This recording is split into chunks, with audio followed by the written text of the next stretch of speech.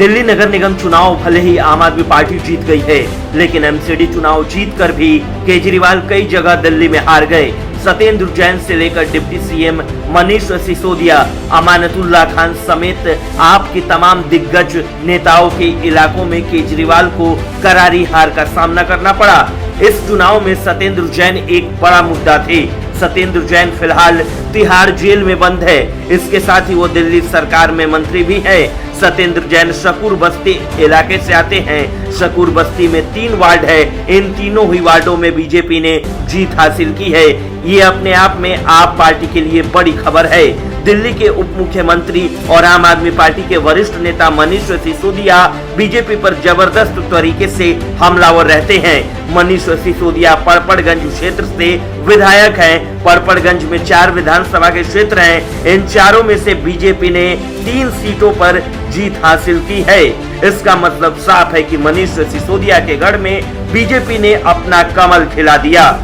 आम आदमी पार्टी के वो मुस्लिम चेहरा जिनकी चर्चा खूब होती है, उनका नाम है अमानतुल्लाह खान। अमानतुल्लाह खान ओखला से विधायक हैं। ओखला में 5 वार्ड है।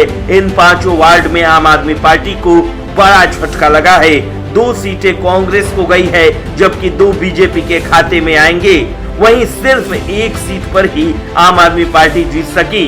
बात ताहिर हुसैन की करें, जिन पर दिल्ली दंगों के आरोप हैं। उनके इलाके में नेहरू विहार वार्ड 244 है। वहां बीजेपी और कांग्रेस के बीच जबरदस्त टक्कर रही। आम आदमी पार्टी तीसरे नंबर पर दिखाई दी। गौरतलब है कि दिल्ली नगर निगम चुनाव के फाइनल नतीजे आए हैं। दिल्ली के 250 वार्ड है। इन 250 वार्डों में 4 दिसंबर को वोट डाले गए थे। फाइनल नतीजों में आम आदमी पार्टी ने 134 सीटों पर जीत हासिल की। वहीं बीजेपी 104 सीटों पर जीतने में कामयाब रही। कांग्रेस का प्रदर्शन खराब रहा। पार्टी के सिर्फ 9 पार्षद ही जीत सके। वहीं अन्य के खाते में 3 सीटें गई हैं।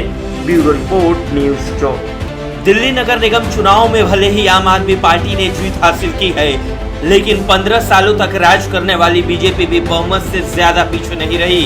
केजरीवाल की पार्टी को हाथ के साफ होने का फायदा मिला और उन्होंने बहुमत के आंकड़े को छू लिया।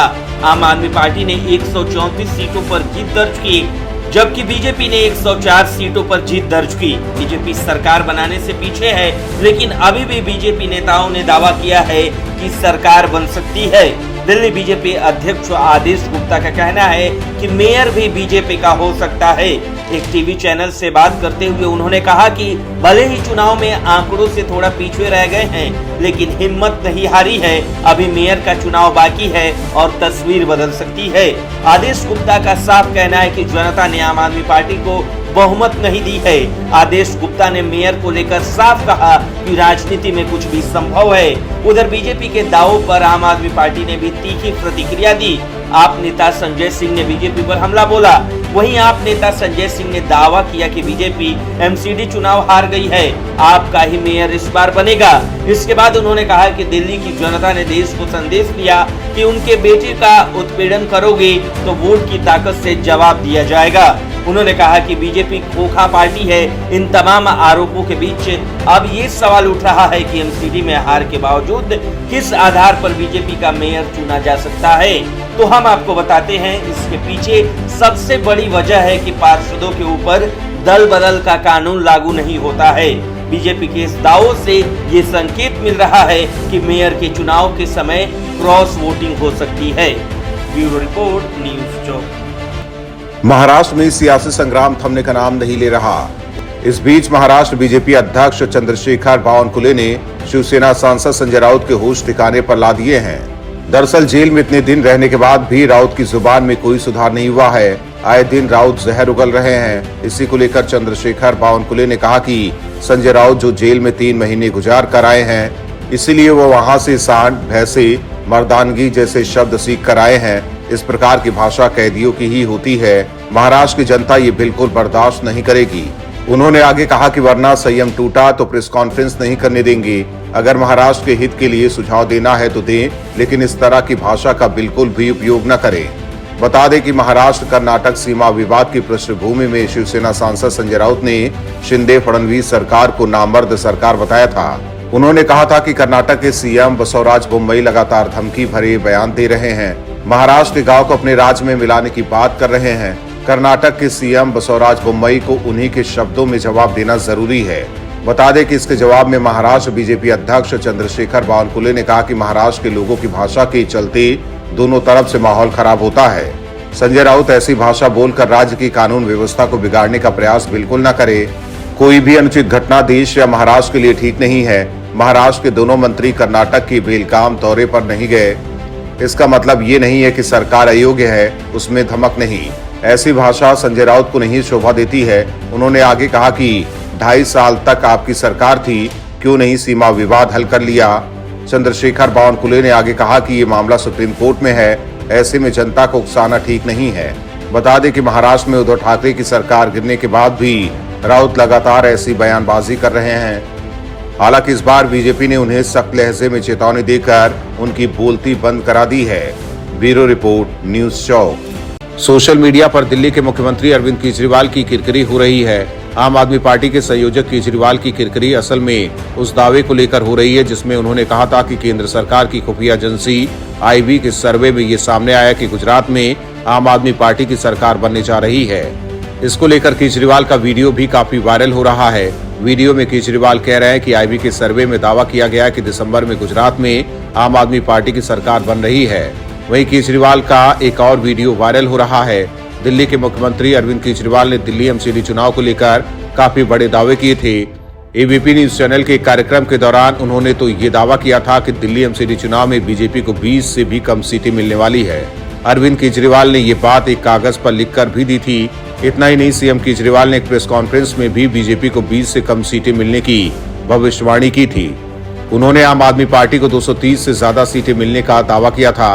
अब जबकि आम आदमी पार्टी को एमसीडी चुनाव में पिछले विधानसभा चुनाव में मिले वोट से भी कम वोट मिले हैं और बीजेपी को पहले से ज्यादा वोट शेयर मिले हैं, तो सोशल मीडिया पर लोग केजरीवाल पर तंज कस रहे हैं। लोगों का कहना है कि एमसीडी में 15 साल बाद भी बीजेपी का वोट शेयर बरकरार है, लेकिन आपका वोट प्रतिशत कम हो गया है। बता दें कि केजरीवाल चुनाव से पहले लगातार बड़े बड़े दावे करते रहते हैं, लेकिन चुनाव के नतीजे सीधे उल्टे हो जाते हैं। इस बार भी केजरीवाल के साथ ऐसा ही हुआ है, जिस पर लोग अब मजे ले रहे हैं। ब्यूरो रिपोर्ट, न्यूज़ चौक। बिहार में मुख्यमंत्री नीतीश कुमार को अपनी औकात का पता धीरे धीरे लग रहा है। बीजेपी से गठबंधन तोड़ने के बाद आरजेडी के साथ गए नीतीश कुमार को अब झटके पर झटके लग रहे हैं। ये झटके सिर्फ नीतीश कुमार को ही नहीं बल्कि आरजेडी को भी लग रहे हैं। खैर, पिछले गोपालगंज उपचुनाव में तेजस्वी यादव को बीजेपी ने झटका दिया था, तो इस बार नीतीश कुमार को झटका लगा है।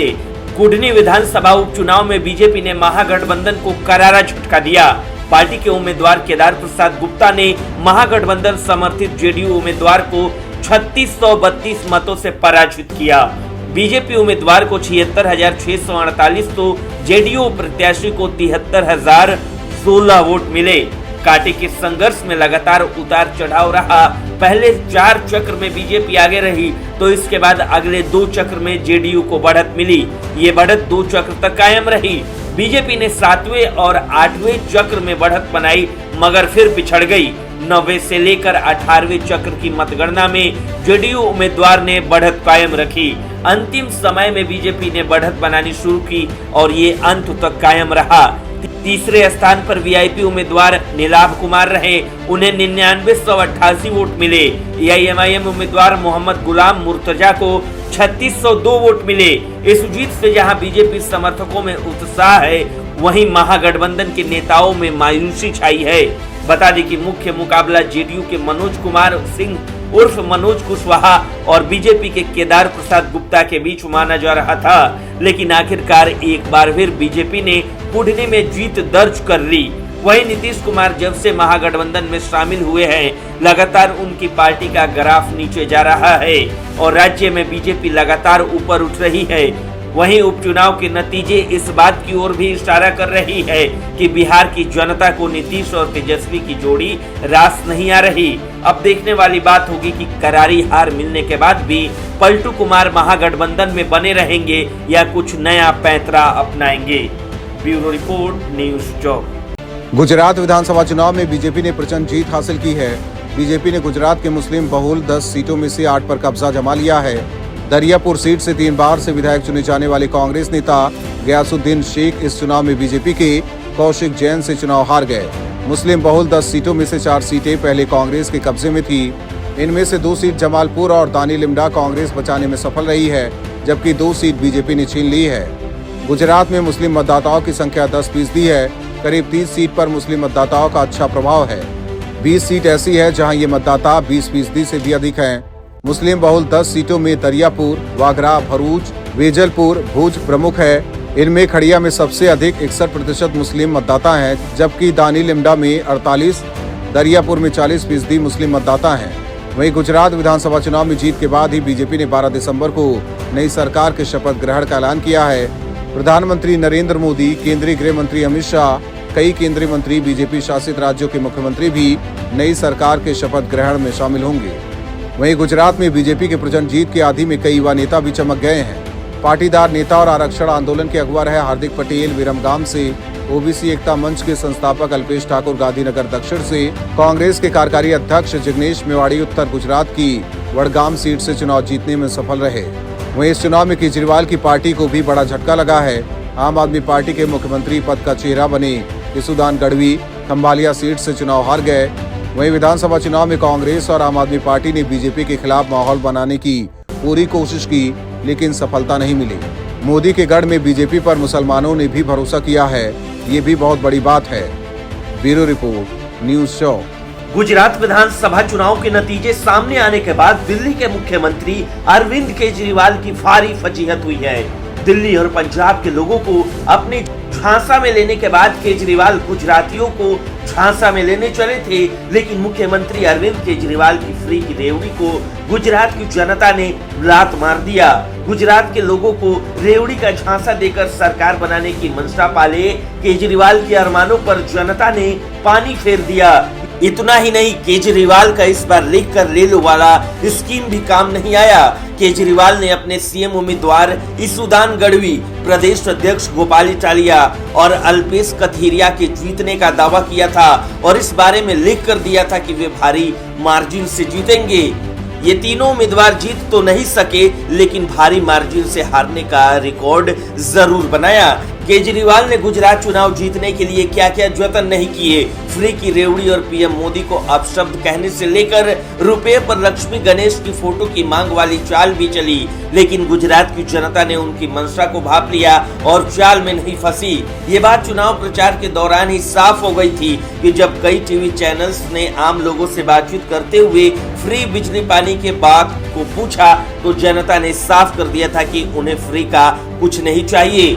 गुजरात के चुनाव परिणाम पर नजर डाले तो भारतीय जनता पार्टी ने सभी रिकॉर्ड तोड़ते हुए 156 सीटों पर जीत दर्ज की है। वहीं कांग्रेस 17, आम आदमी पार्टी 5, निर्दलीय 3 और समाजवादी पार्टी ने 1 सीट पर जीत दर्ज की। सबसे बड़ी बात यह है कि बीजेपी ने 1995 से राज्य में कोई विधानसभा चुनाव नहीं हारा है।